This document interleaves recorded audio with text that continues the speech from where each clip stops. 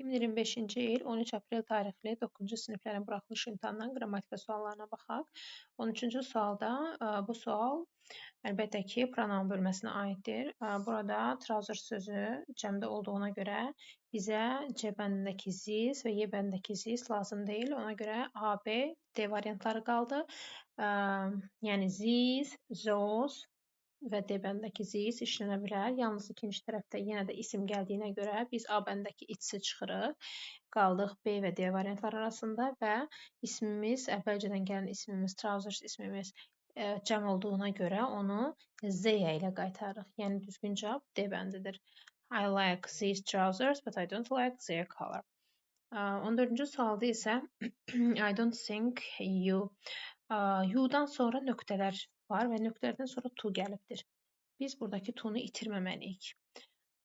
Bu gördüyümüz kimi modal bölməsinə aiddir. Modal feillərdir. B bəndində ümumiyyətlə belə bir modal yoxdur. Haven't to deyə bir modal yoxdur. Have to-nun inkarı don't have to olmalıydı.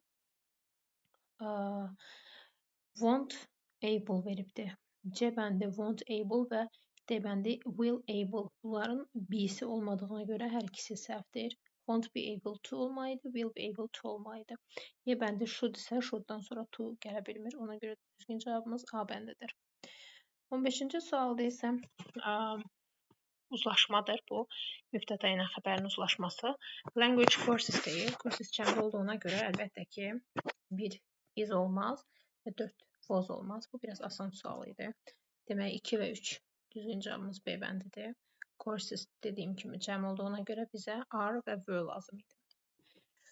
16-cı sualda isə yenə də bunlar da əzbər olmalıdır. Yəni neither nordur. Elə baxan kimi variant tapmaq olur. Neither nor.